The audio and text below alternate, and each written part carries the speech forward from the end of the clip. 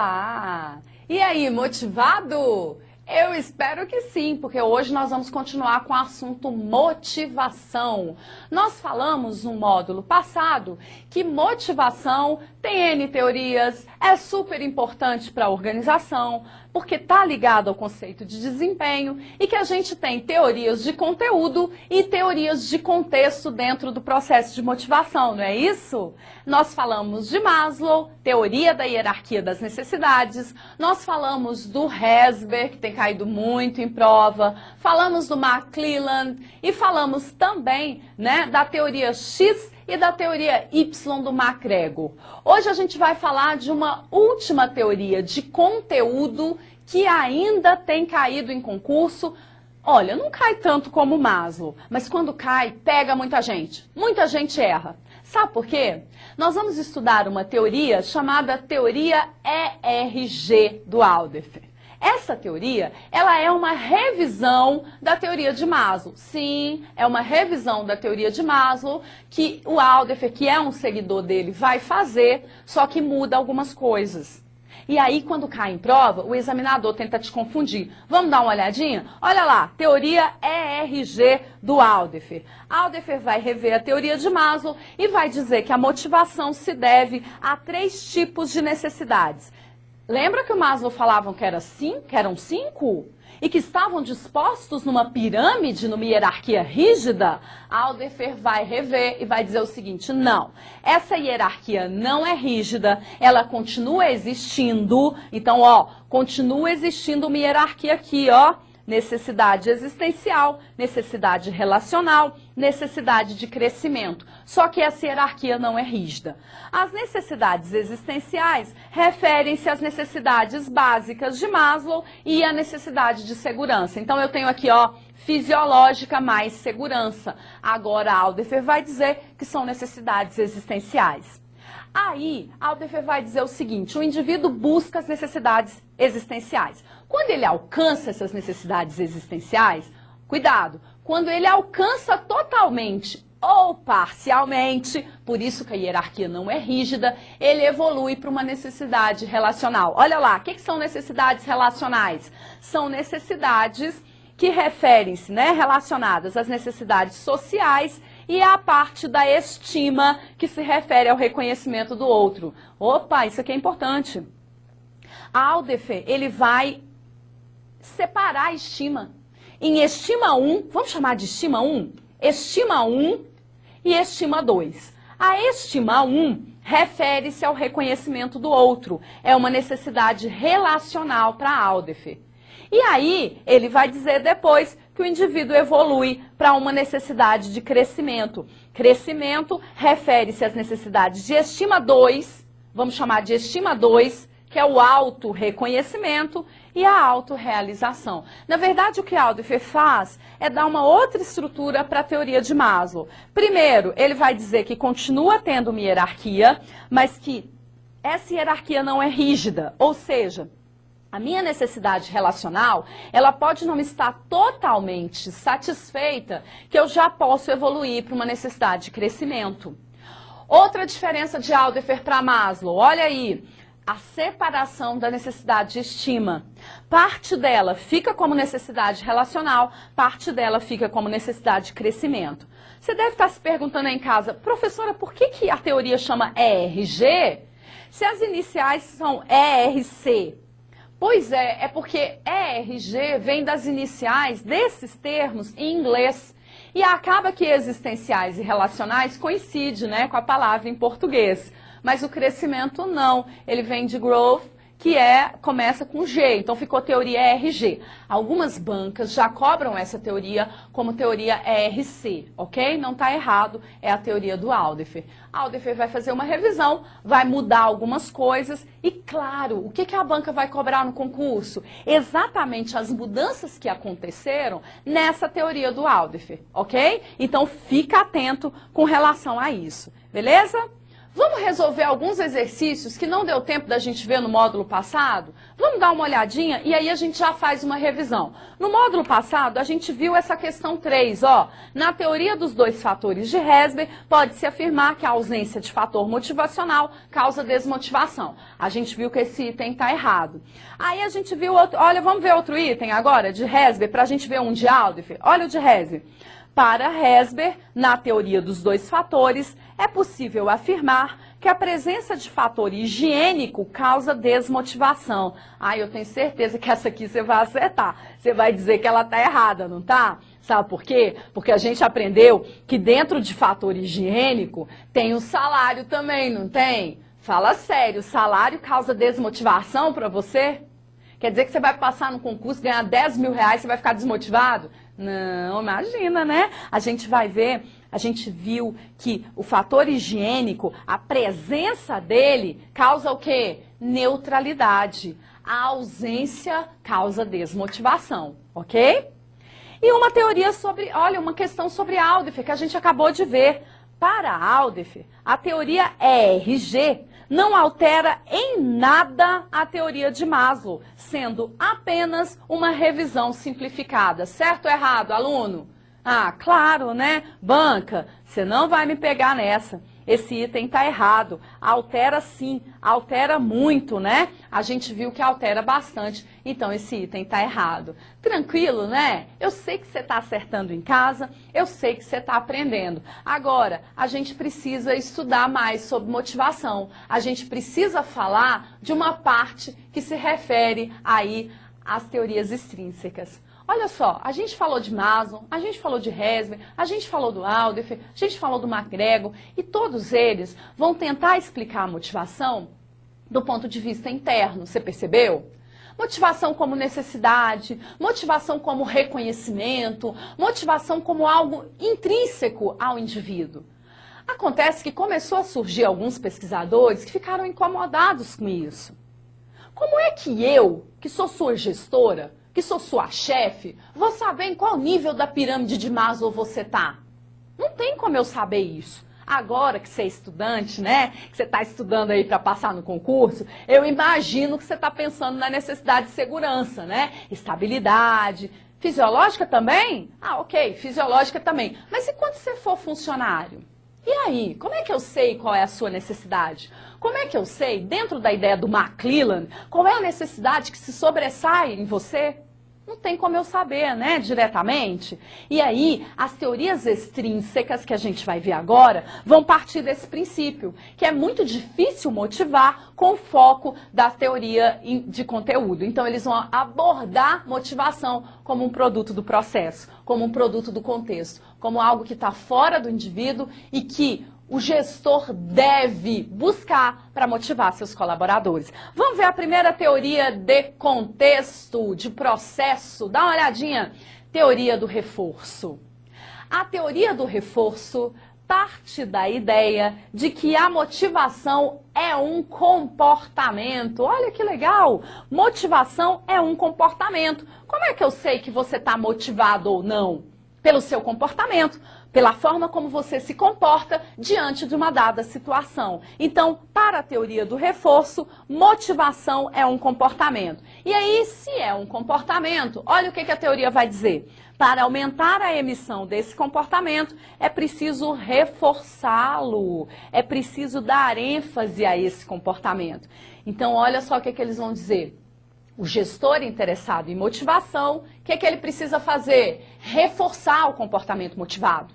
Só que os gestores não fazem isso. O que os gestores fazem? Reforçam, dão ênfase ao comportamento desmotivado. Você chega desmotivado, com aquela cara, né? Aquele comportamento. Ai, hoje não estou afim de fazer nada. Aí seu gestor vem. E aí, não está afim de fazer nada por quê? O que está acontecendo? O que houve? Olha o reforço que ele dá a um comportamento desmotivado. Ou outra coisa, ele começa a te ameaçar. Se você não produzir, eu vou te demitir. Começa a produzir. Ó, vai mudar de área, hein? Vou te mandar lá para não sei onde, né? Para o fim do mundo. E aí? Aí que a teoria do reforço, olha lá, vai dizer, e eu coloquei até em negrito para você lembrar, dá uma olhadinha, que punição não motiva. O que motiva é o reforço do comportamento motivado. Gente, você vê isso facilmente com as crianças, né? Como as crianças tendem a repetir um comportamento quando você reforça esse comportamento. O problema é que a gente reforça os comportamentos que a gente não quer que se repita. A teoria do reforço vai dizer, é preciso reforçar o comportamento motivado. Presta atenção, o funcionário chegou super motivado. O funcionário chegou para trabalhar alegre, colocou os processos em cima da mesa, começou a separar os processos. Aí o gestor chega e faz o quê? Nem olha. Está fazendo mais que obrigação. É isso? Pela teoria do reforço, não. O gestor tem que chegar e elogiar. Muito bem, gostei de ver, né? Está mexendo aí com os processos, eu gosto de ver você assim. Olha, ele reforçou o quê? O comportamento motivado.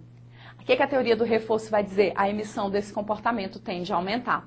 A teoria do reforço é baseada nos estudos do Skinner, que ficou conhecido como behaviorismo ou comportamentalismo, ok? Então ela é toda baseada nessa ideia e tem tido muitos resultados práticos, principalmente nos Estados Unidos.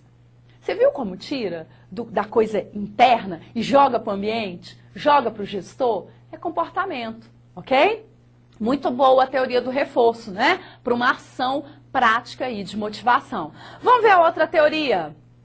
Teoria da fixação de metas. Desses dois caras aqui, ó, eles vão dizer, olha o que eles vão dizer, eu quero ver se você vai concordar com isso. Ai, ai, ai, ai, ai. A teoria da fixação de metas vai dizer que metas que são específicas, difíceis, mas realistas. Também meta impossível não motiva, né, gente? Difícil, tem que ser difícil, guarda isso. A meta tem que ser específica, difícil, aceitas pela pessoa, cuidado, a pessoa tem que aceitar. Meta específica, meta difícil, meta aceita pela pessoa, continua olhando, ele vai relacionar motivação com meta. Usadas para avaliar a performance, ligadas a feedback e recompensa e estabelecida por indivíduos ou grupos, isso é que motiva. Olha o que a teoria da fixação de metas vai dizer. Que metas difíceis, que metas específicas, que metas que são estabelecidas e aceitas pelo indivíduo, essas metas é que motivam. Então ela vai trabalhar com a ideia de que o gestor que quer motivar, ele tem que estabelecer de forma conjunta com o administrado, com o colaborador, as metas e que essas metas não podem ser fáceis. Eu sei, você está estudando para concurso, você não está concordando com eles, né? Você está dizendo assim, ai professora, meta difícil, será que meta difícil motiva? Cuidado, viu? Isso tem caído em prova e muita gente tem errado. Tem caído assim, ó, existe alguma teoria dentro das teorias de motivação que diz que metas difíceis motiva. Certo ou errado? Certo, existe a teoria da fixação de metas, ok? E essas metas difíceis têm que ser aceitas pelo indivíduo, estabelecidas de forma conjunta e vão motivar. A teoria da fixação de metas, ela surge junto com a abordagem, né, da administração por objetivos. Estabelecer objetivos conjuntos, estabelecer metas conjuntas, mas não é qualquer meta, é meta difícil. O problema é que alguns bancos, né, principalmente, não estabelecem meta difícil. Estabelece meta impossível. Quando você sabe que uma meta é impossível, você vai motivar? Faz o efeito contrário, né? A pessoa desmotiva. Seu chefe pediu para você fazer uma coisa e você tem que entregar o produto desse trabalho até 5 horas. Mas você executa o trabalho e sabe que o trabalho só pode ser feito em 2 dias de trabalho. Isso você produzindo. Será que até 5 horas você vai dar conta? Nesse momento, você já faz aí um pensamento. Bom, é impossível. Se é impossível, eu sei que eu não vou conseguir, eu vou ficar desmotivado, ok? Então, ó, cuidado. A meta é difícil, mas tem que ser realista. Tem que ser dentro da realidade e das condições de trabalho do indivíduo. De novo, é uma teoria de contexto, joga para o processo, joga para o ambiente. Legal, né? Muito, muito, muito legal, ok? Vamos ver outra? Teoria da equidade, do Adams. Ah, essa teoria é legal. Ela é baseada na teoria da justiça organizacional, a percepção que as pessoas têm da justiça organizacional. Olha o que diz essa teoria. Que o funcionário, Ele compara as contribuições dele e as recompensas que ele recebe com as contribuições e com as recompensas de outros funcionários. Se ele percebe que há diferença, eles vão trabalhar, ou ele vai trabalhar no sentido de evitar a diferença. Ou seja, pode ser que ele escolha ficar desmotivado, por exemplo. Vamos entender essa teoria? Olha só. Teoria da equidade, justiça organizacional. Teoria da equidade, igualdade. O indivíduo o tempo todo vai comparar aquilo que ele traz para a empresa, em termos de desempenho, de produção, com aquilo que ele recebe em troca. E aí ele vai comparar os colegas dele, os colegas, o que eles dão e o que eles recebem. Se ele perceber que há uma diferença, ele vai trabalhar no sentido de evitar essa diferença. Professor, eu não estou entendendo. Vou te dar um exemplo. Se você trabalha numa empresa e ganha R$2.000 para fazer determinada atividade, daqui a um mês a empresa contrata uma pessoa para fazer a mesma atividade que você. Só que essa pessoa vai ganhar R$4.000. O que acontece com você? Será que você fica desmotivado? Será que cai a sua produção? O Adams vai dizer que sim, porque você percebe nisso uma falta de equidade. Muito legal, né? Eu me lembro que uma vez eu trabalhava num lugar há muitos anos atrás e tinha um colega que ele sempre chegava muito atrasado, né? E aí um dia a gente comentou com o chefe, poxa chefe, o colega sempre chega atrasado e, pô, chega muito atrasado. Eu lembro que a gente trabalhava de 1 às 6, ele chegava 2h30, né, da tarde. Poxa, e aí, chefe? O colega só chega atrasado. Aí o chefe virou e falou assim, ah, gente, ele chega atrasado, mas ele produz. Tudo bem, a gente ouviu aquilo, tranquilo. Mas sabe o que começou a acontecer com o tempo? Eu percebi, os colegas começaram a chegar atrasados. Por que será que eles começaram a chegar atrasados?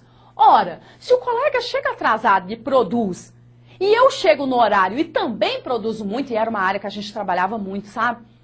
Então eu também posso chegar atrasado. Eu preciso chegar atrasado para minimizar essa diferença, porque senão eu vou sentir isso como injusto.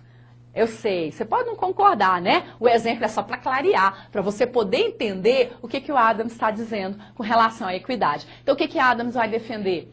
A empresa, a equipe que quer trabalhar com motivação tem que investir na justiça organizacional, na ideia de equidade, porque senão o funcionário pode ficar desmotivado, ok? Bem legal, também joga para o contexto, joga para a noção aí de que o ambiente, mudanças no ambiente pode ajudar.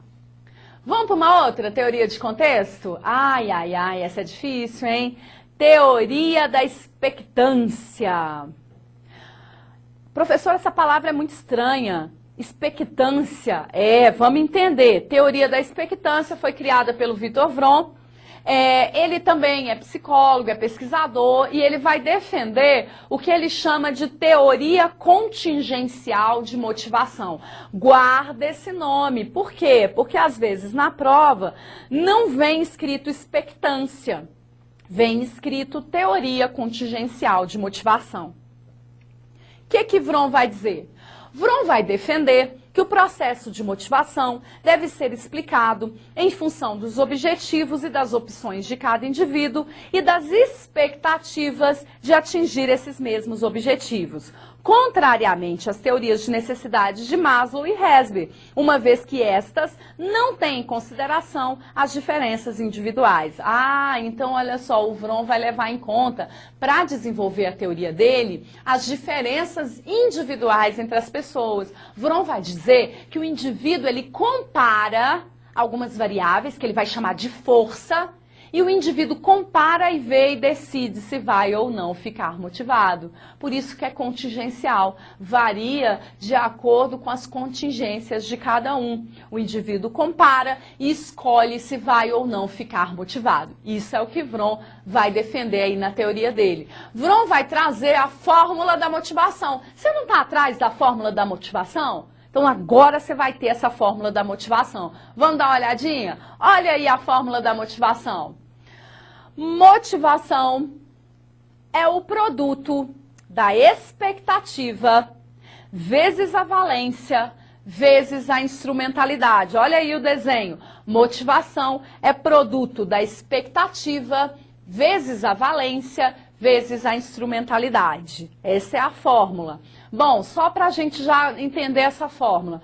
Numa multiplicação, se qualquer um dos fatores for zero, o resultado é zero. Aqui também. Se a expectativa for zero, resultado da motivação, zero.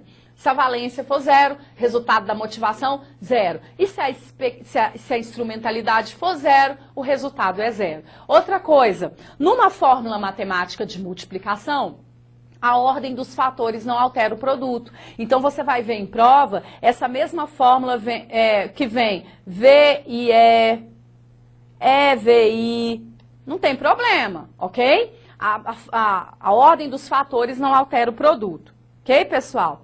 Vamos entender o que é a expectativa.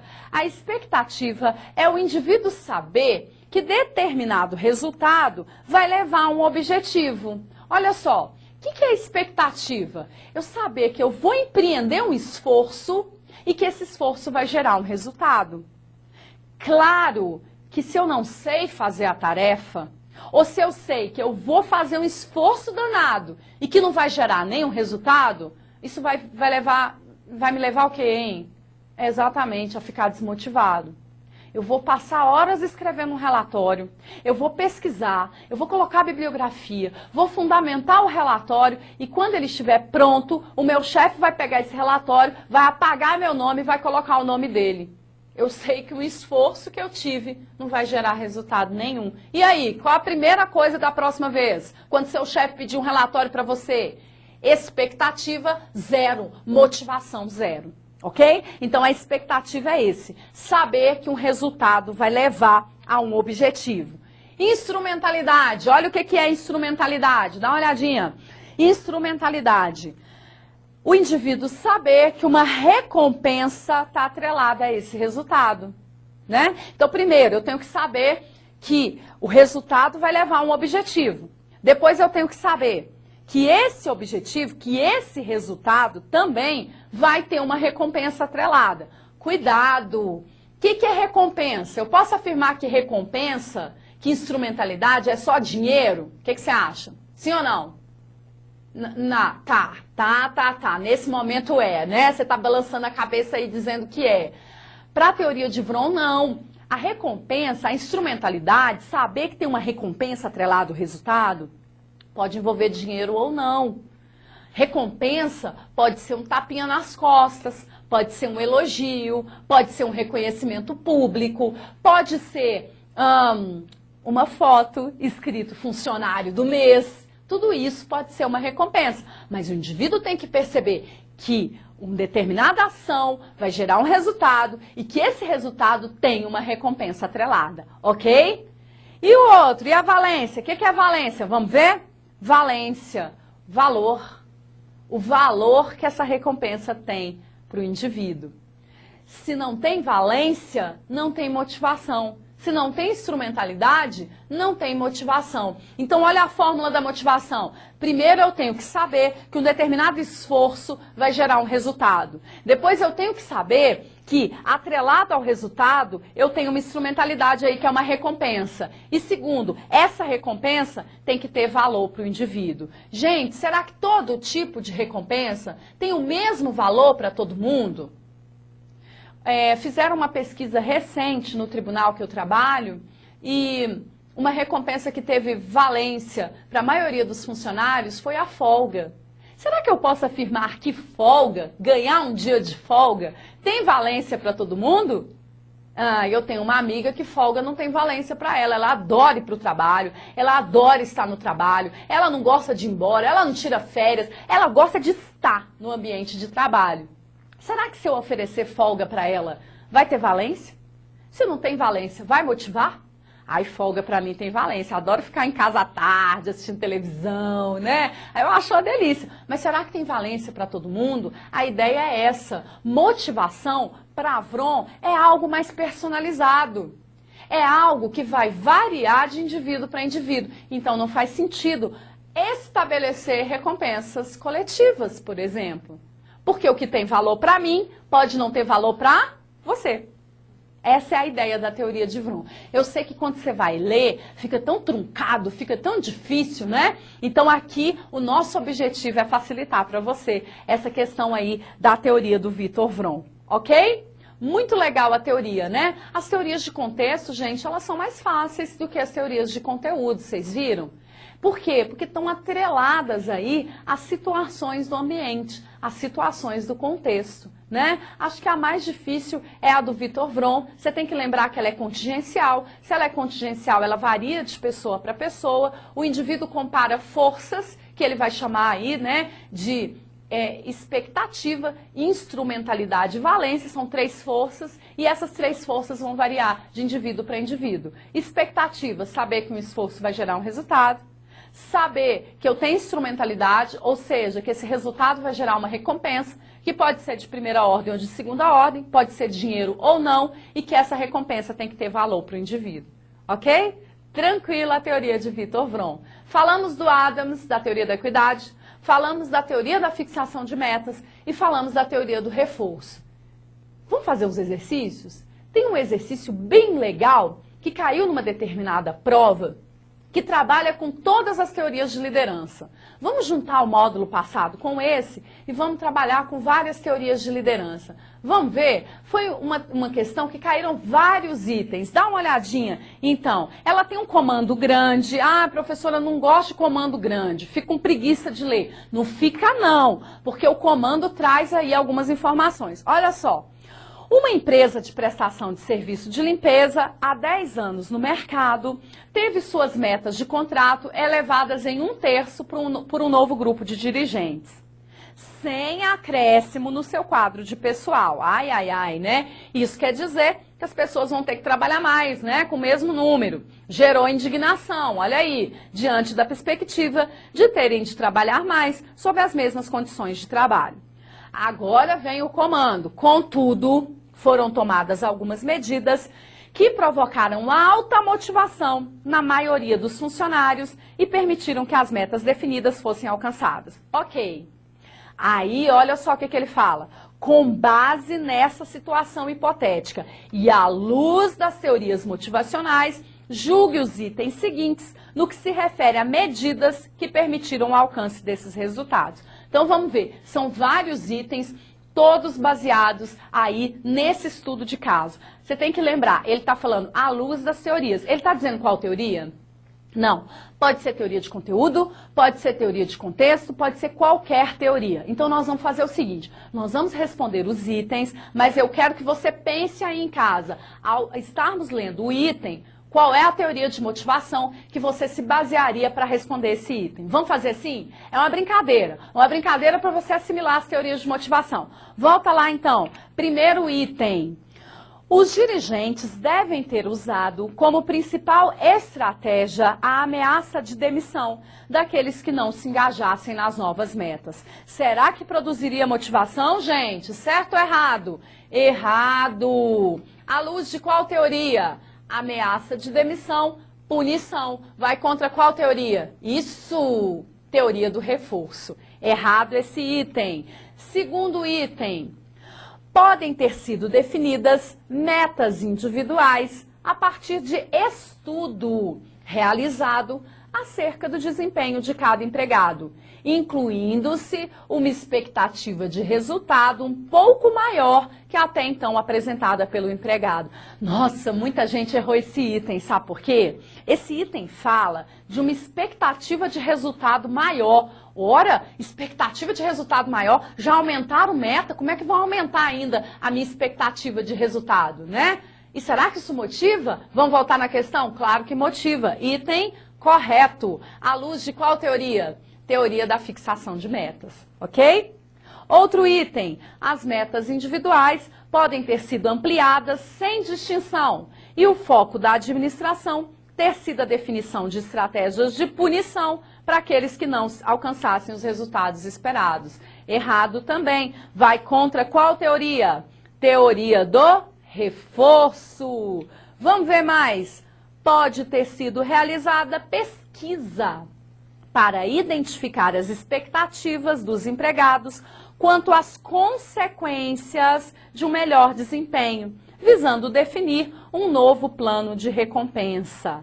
E aí, hein? Certo? Será que isso motivaria? Claro que motivaria. À luz de qual teoria? Muito bem! Expectativa maior quanto às consequências de um melhor desempenho. Vai ao encontro da teoria de Vroom, né? Teoria da expectância.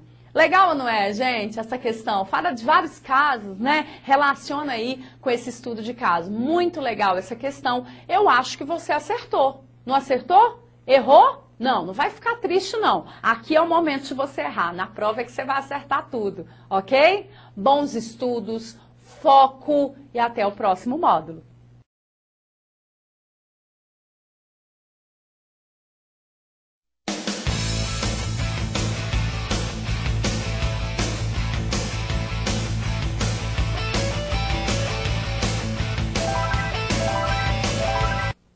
Olá pessoal, eu sou a professora Kátia e nós vamos trabalhar com gestão de pessoas, uma matéria super importante que tem caído muito em concurso de todas as bancas e do país inteiro. Então é uma matéria extremamente necessária para a sua aprovação.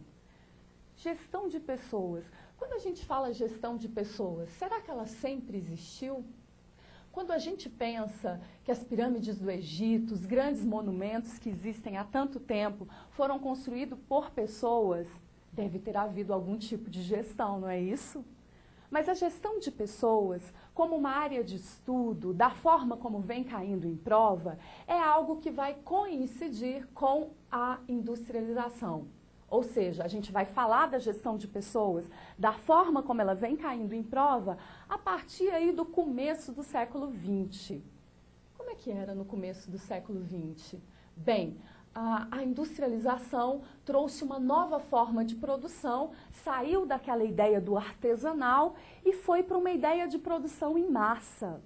Junto com a industrialização, surge uma corrente dentro da administração conhecida como Taylorismo, Fordismo, que dividia o trabalho e colocava o trabalho como algo muito pequeno, muito especializado. A ideia era, já que nós temos que produzir em massa, vamos produzir cada um pequenas partes do trabalho para acelerar a produção. É claro que isso vai refletir na forma de gerenciar as pessoas. Antes o trabalho era artesanal, cada um produzia todo o trabalho. Vamos produzir uma roupa, produzir a roupa inteira. Vamos produzir um sapato, produzir o sapato inteiro. Mas com a industrialização e com o começo da máquina, isso muda. Agora eu tenho que produzir em massa. Agora, não é uma pessoa só que vai fazer o trabalho todo, cada um vai fazer uma pequena parte do trabalho. Vamos ver como é que isso reflete na gestão de pessoas. A gestão de pessoas não nasce da forma que ela é hoje, uma área estratégica. Guarda isso, que isso cai em prova. A gestão de pessoas hoje é uma área estratégica, mas ela não nasce assim. Vamos ver como é que a gestão de pessoas evoluiu. Olha só, quando a gente vê aqui, o que a gente está vendo? Uma área chamada relações industriais. Sim, a gestão de pessoas nasce com esse nome, relações industriais. O que essa área trata, a área de relações industriais? Ela é uma área restrita, é uma área que vê o homem como uma extensão da máquina. A gente está falando de uma filosofia da época em que o homem era uma extensão da máquina. Então, a nossa gestão de pessoas, agora com o nome de relações industriais, é uma área restrita, é uma área que vai tratar da relação capital-trabalho. A gente sempre fala isso, viu? Isso cai em prova. Relação capital-trabalho é a relação entre o trabalhador e a organização. Capital-trabalho era isso. Não tinha muita qualidade, o trabalho era muito especializado e a área de gestão de pessoas era restrita, a área de relações industriais que via o homem como máquina. Vem cá, máquina tem motivação? Máquina trabalha em grupo? Não, né? Então a área era bem restrita, cuidava de pagamento, recebimento, era uma portinha dentro da organização. Volta lá, essa área evolui e passa a se chamar recursos humanos. Como é que isso acontece? Olha só, A partir aí dos primeiras décadas do século XX, então vamos pensar assim, 1930, essas datas não são rígidas. A partir de 1930, surge na administração uma escola que ficou conhecida como Escola das Relações Humanas. Essa escola tira aquela visão mecanicista do homem como máquina e, a partir de experiências como, por exemplo, a experiência de Hawthorne, se descobre que as pessoas se relacionam dentro da organização e que as pessoas têm um papel importante na produção para além de só ficar produzindo em massa. As pessoas se relacionam, as pessoas conversam, as pessoas têm motivação.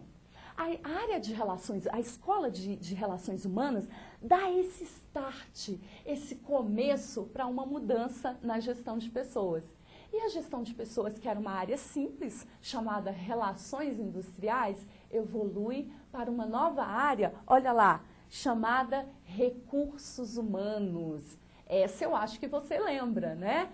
Departamento de Recursos Humanos. O recursos humanos, as relações industriais, que era só uma portinha dentro da empresa, vira um departamento, departamento de recursos humanos, mas muda também a filosofia. O homem que era visto como uma extensão da máquina passa a ser visto como um recurso para a organização.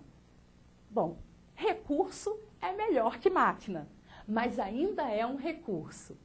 É nessa fase da gestão de pessoas como departamento que se começa a falar de motivação, assunto que a gente ainda vai ver, que se começa a pensar em relações do trabalho, das pessoas dentro do trabalho, que se começa a falar de conflitos, que se começa a falar de liderança. Então a área ganha uma nova cara, mais ampliada, mas ainda é um departamento.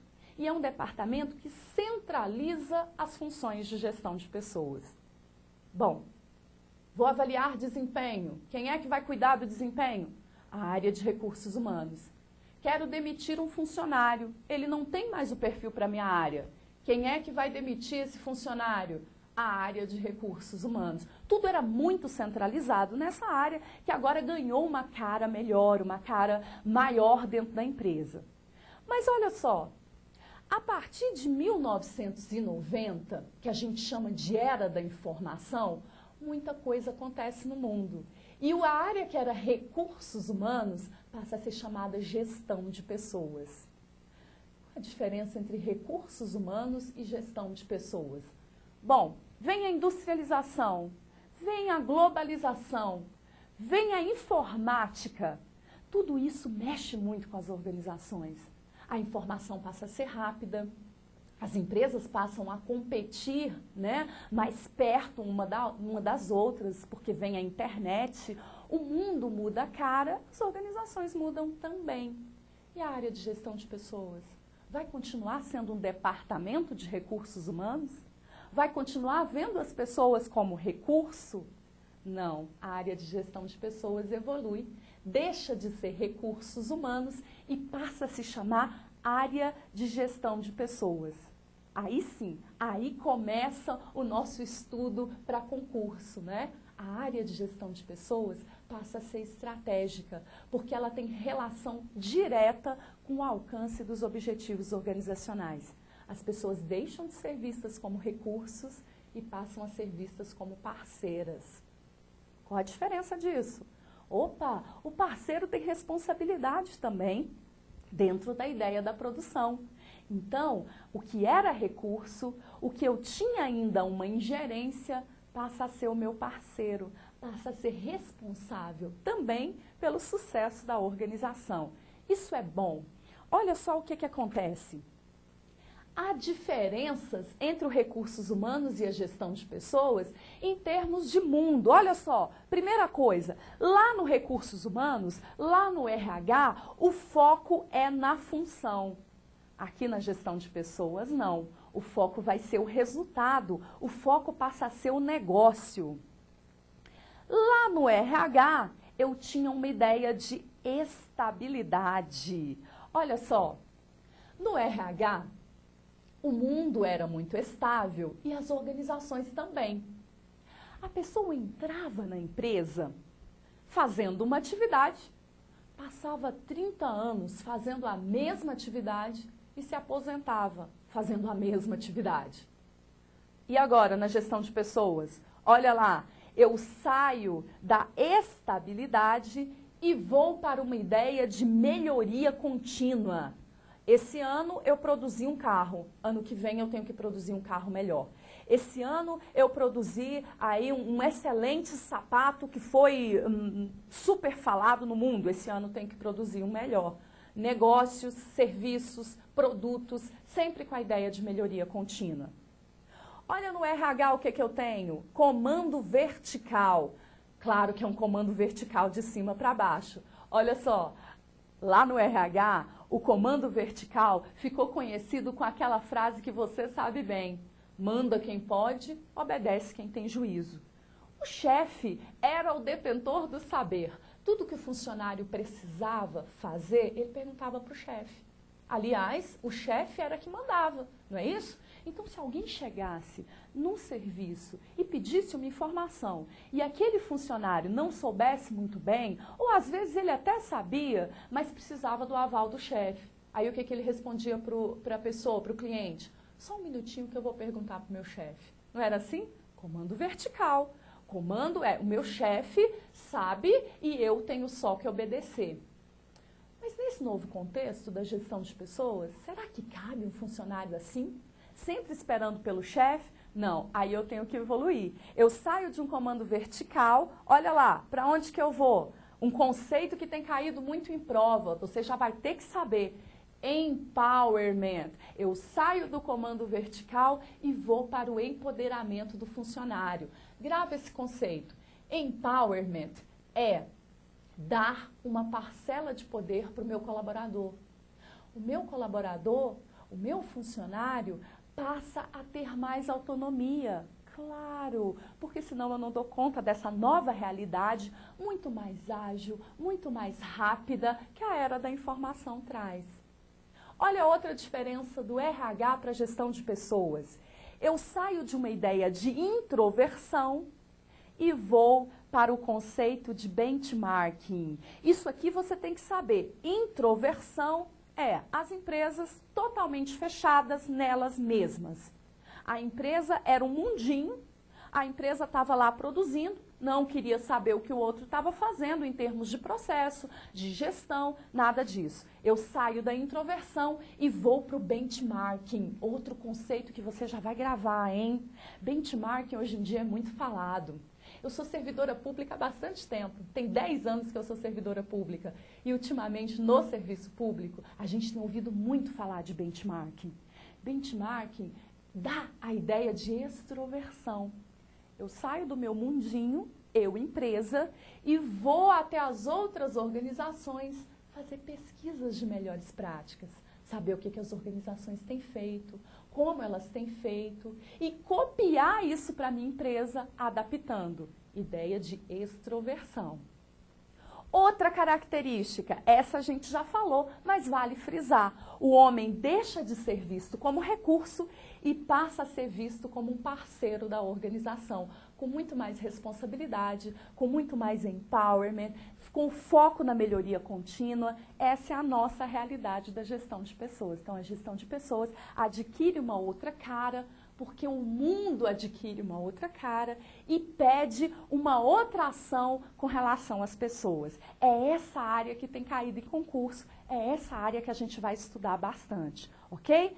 Vamos ver, definição de gestão de pessoas. Poxa, a gente está falando tanto de gestão de pessoas, vamos definir o conceito? Dá uma olhadinha no conceito que a gente vai trabalhar para gestão de pessoas. Isso você tem que gravar. Sabe que isso já foi tema de redação? Olha lá o tema da redação, definição de gestão de pessoas.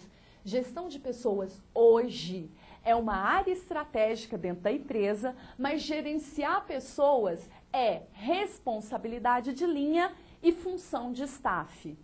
Gestão de pessoas é responsabilidade de linha e função de staff. O que isso quer dizer? Olha só, Gestão de pessoas agora, na moderna gestão de pessoas, é responsabilidade de todos os gestores.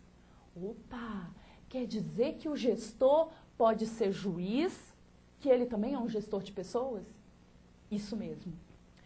E se o meu gestor for um contador, não sabe nada de gestão de pessoas? Mas ele também é gestor de pessoas.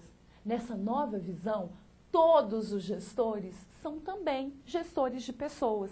Passa a ser responsabilidade de linha. Olha só, faz sentido, não faz? Vamos pensar? Quem é que sabe se o funcionário tem ou não um bom desempenho? O gestor ou a área de recursos humanos? O gestor, né? Quem é que sabe se o funcionário é bom ou não para a área? O gestor ou a área de gestão de pessoas? O gestor.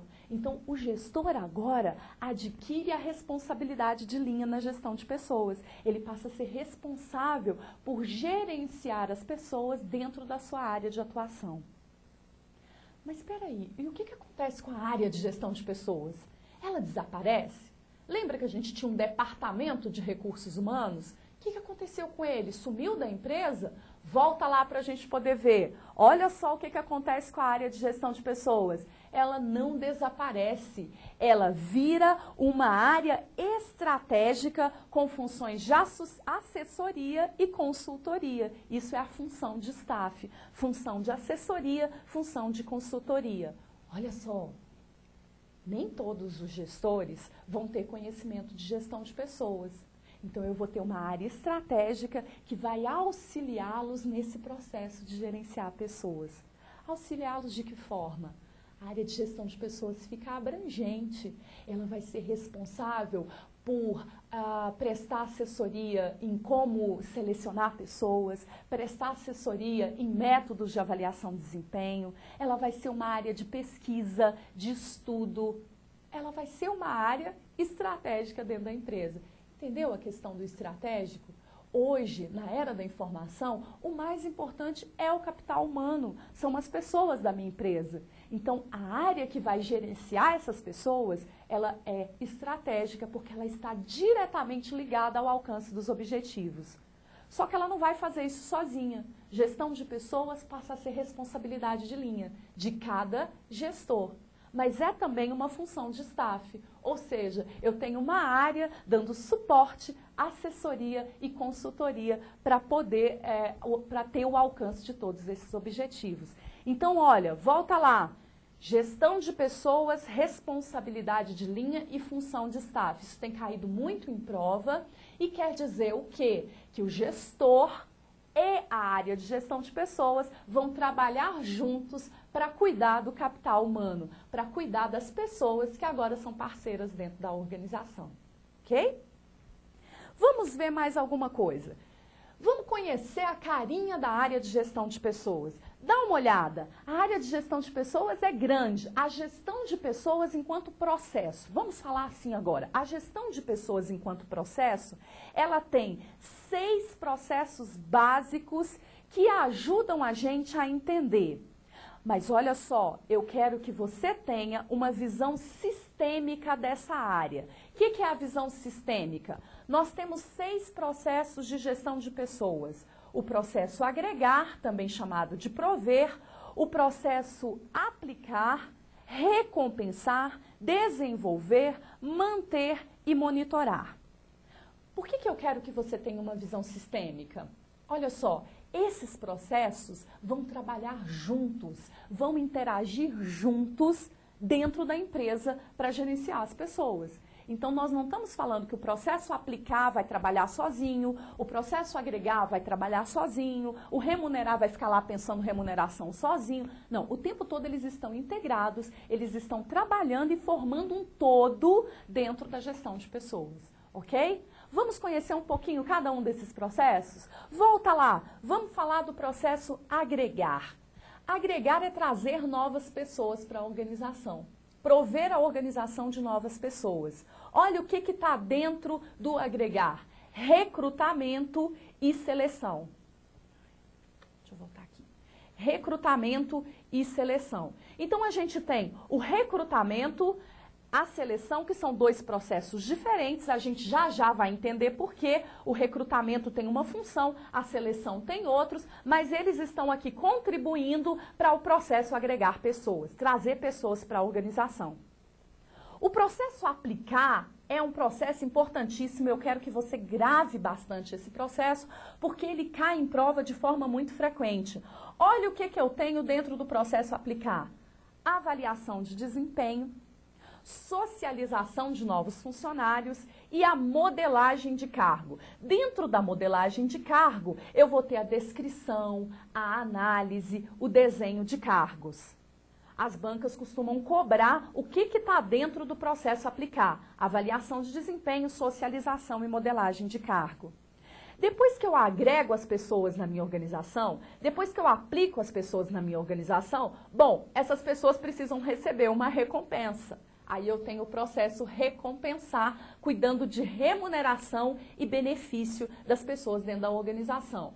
Atenção, dentro do processo recompensar, também eu vou ter a gestão de carreira, eu vou pensar em plano de cargos e salários, tudo vai estar dentro do processo recompensar pessoas. Mas olha só, volta aqui para mim. Eu trago pessoas para a organização e trazer pessoas é estratégico, está dentro do processo agregar. Muitas vezes a gente está numa equipe super coesa, uma equipe maravilhosa, entra uma pessoa e desagrega aquela equipe. Então, trazer pessoas para a organização é estratégico. Eu aplico as pessoas dentro da minha organização. Eu preciso que elas ocupem um cargo que foi previamente desenhado. Eu preciso que elas sejam integradas dentro da empresa, conheçam a cultura organizacional. E eu preciso avaliar o desempenho para acompanhar o desenvolvimento delas dentro da empresa. Eu vou recompensar essas pessoas, claro, né? Elas vão contribuir com o trabalho, com a produção, e a empresa vai recompensá-las com remuneração, com benefícios, com plano de carreira. Mas olha, por mais que eu faça um processo seletivo bem feito, por mais que eu traga pessoas que eu testei, pensei e vejo que são capacitadas, essas pessoas podem vir com déficits de competência. Podem vir com gap, que a gente chama de gap, com lacunas de competência. Então, volta lá. O que eu tenho? Eu tenho o processo desenvolver pessoas, que vai tratar de tentar sanar essas lacunas, esses gaps, através do treinamento, do desenvolvimento. Treinamento e desenvolvimento não são a mesma coisa. Treinamento é uma coisa, desenvolvimento é outra coisa. A gente vai ver isso em aulas subsequentes. E da educação corporativa. A educação corporativa é uma evolução do T&D, é uma evolução do treinamento e desenvolvimento. Então, o processo desenvolver vai vir ao encontro dessa nova tendência de desenvolver, de melhorar o meu capital humano. Depois eu tenho, olha o quê? O processo manter. Não vá confundir o processo manter com o processo aplicar, são diferentes. Olha o que o processo manter vai tratar. Qualidade de vida no trabalho, segurança no trabalho, higiene e medicina do trabalho. O que o processo manter vai trabalhar? Resumindo em uma palavra, prevenção. Vai tratar da prevenção. Eu quero as pessoas trabalhando na minha empresa, mas eu quero que elas estejam bem. Então, o processo manter vai cuidar disso. Qualidade de vida, segurança, medicina do trabalho, prevenção, saúde, clima organizacional. É isso que o processo manter vai tratar. E o processo monitorar. O processo monitorar vai tratar de banco de dados e sistemas de informação. Dentro da ideia dos sistemas de informação, eu tenho o famoso SIG, Sistema de Informação Gerencial. Tenho também o SIR, Sistema de Informação de Recursos Humanos, né? São sistemas de informação que vão possibilitar a informação para os gerentes, vão dar informação para que eles possam tomar decisão. O SIG e o SIR. Presta atenção, antigamente, lá no RH, o sistema monitorar tinha uma função coercitiva. Agora, na gestão de pessoas, ele tem uma função informativa, evoluiu para uma função informativa. Isso também a gente vai tratar. Essa é a cara da nossa gestão de pessoas. 6 processos básicos que vão interagir de forma sistêmica, cada um tratando de processos que se interrelacionam com outros processos. Viram? Viram quanta coisa a gente tem que estudar dentro de gestão de pessoas? Espero que vocês tenham conseguido ver também o tanto que a gestão de pessoas é importante hoje para as organizações. Afinal, a gente vive em organizações e a gestão de pessoas, esse trabalho com os parceiros, com os colaboradores da organização são muito importantes. Como é que isso tem sido cobrado em prova? Vamos dar uma olhadinha? Essa primeira parte cai em prova. Vamos ver o que cai aqui sobre essa primeira parte. Olha só, julgue os itens abaixo como certo ou errado. Olha o primeiro item. Na visão atual de gestão de pessoas, o trabalhador é visto como parceiro da organização e incentivado a participar das decisões organizacionais. Olha isso. Certo ou errado? Certíssimo. O trabalhador hoje é visto como parceiro. A gente viu que no passado não era, né? No passado, o trabalhador era visto como uma extensão da máquina. Depois ele passa a ser visto como um recurso.